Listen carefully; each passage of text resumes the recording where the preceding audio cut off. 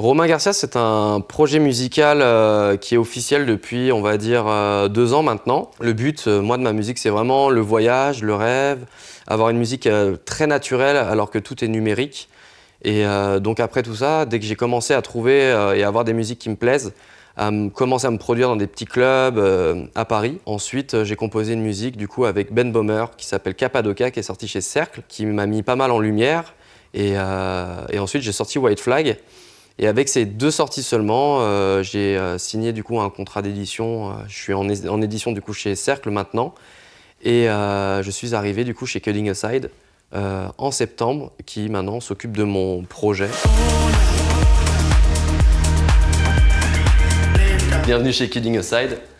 Donc c'est l'agence où j'ai signé en septembre. Et donc là, il y a Tiffen qui travaille et ensuite il y a Mathieu. Donc voilà, qui s'occupe de mon projet. Mathieu qui est mon manager et Tiffen qui suit également mon parcours et qui m'aide sur beaucoup de tâches. Vraiment, surtout l'anglais.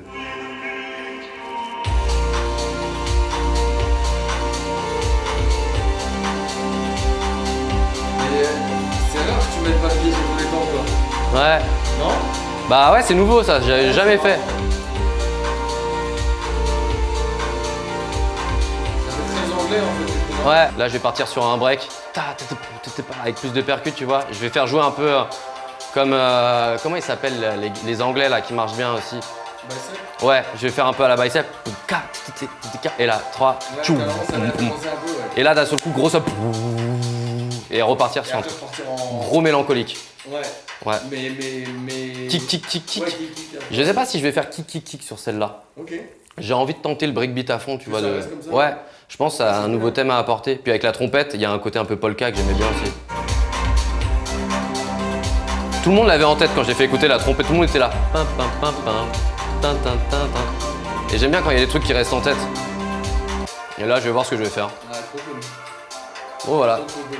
petite dernière. Hein? Me dis pas que c'est trop cool parce qu'il y a la caméra. Hein. C'est nul.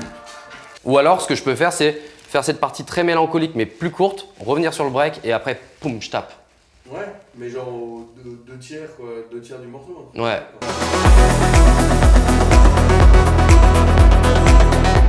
Et bah aujourd'hui je vais vous présenter le morceau Ona qui figure sur l'EP Before You Go qui est sorti chez Anjuna Deep il y a quelques semaines. En fait tout a commencé finalement avec la voix et donc je vais vous faire écouter le début.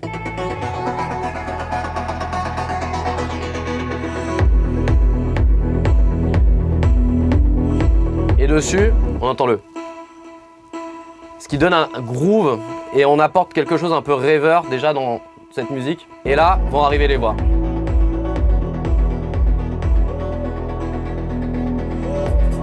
On les entend. Elle commence à monter.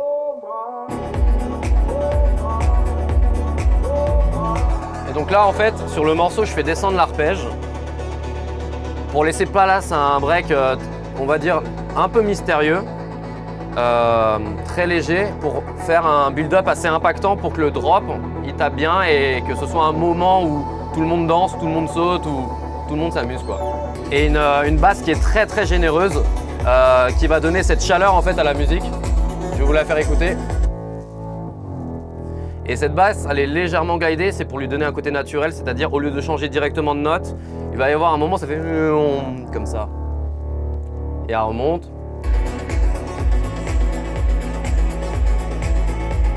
Et à la fin, on met le tout, plein de violon, plein d'harmonie pour avoir vraiment quelque chose du rêve quoi.